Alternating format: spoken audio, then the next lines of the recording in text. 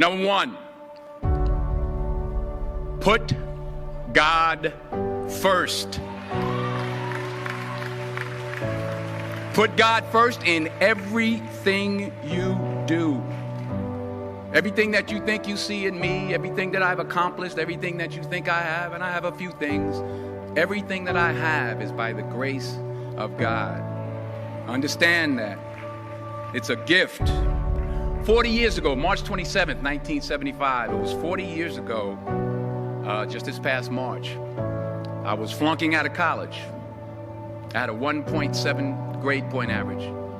I hope none of you can relate. I had a 1.7 grade point average. I was sitting in my mother's beauty shop. They still call it beauty shops now? What they call it now? Yeah, I was sitting in the beauty parlor. I was sitting in my mother's beauty parlor, and I'm looking in the mirror, and I see behind me this woman under the dryer. And every time I looked up, she was looking at me, just looking me in the eye.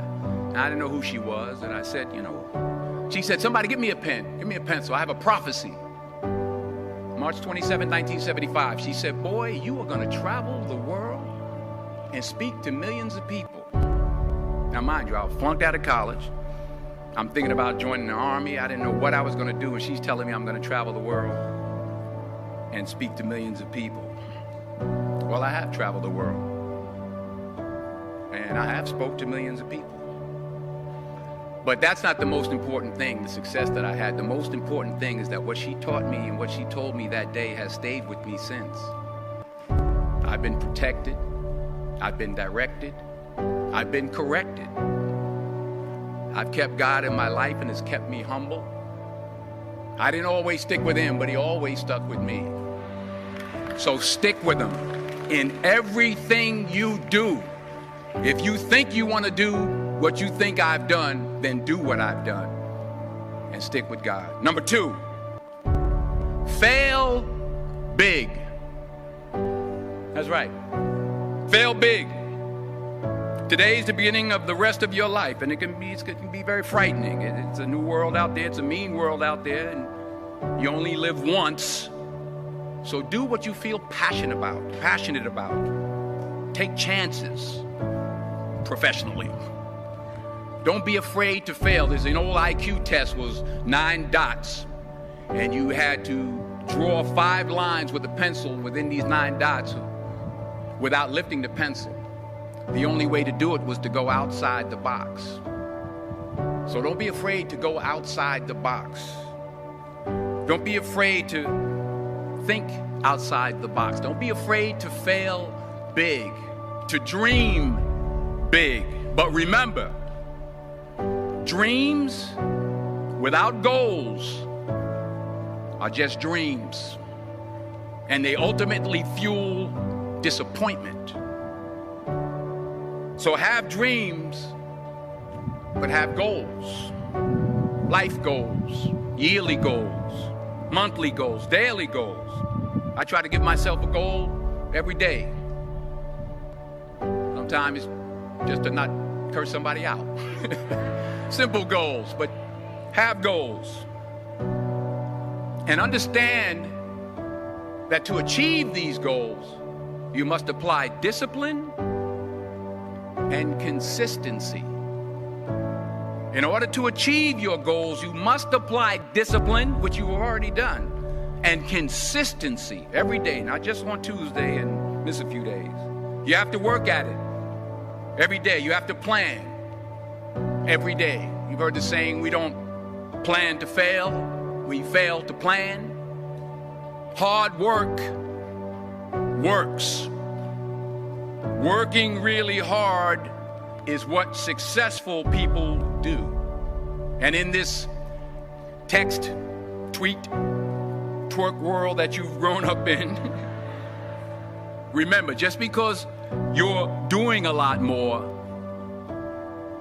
doesn't mean you're getting a lot more done. Remember that. Just because you're doing a lot more doesn't mean you're getting a lot more done. Don't confuse movement with progress. My mother told me, she said, yeah, because you can run in place all the time and never get anywhere. So continue to strive, continue to have goals, continue to progress. Number 3, you'll never see a U-Haul behind a hearse. I'll say it again.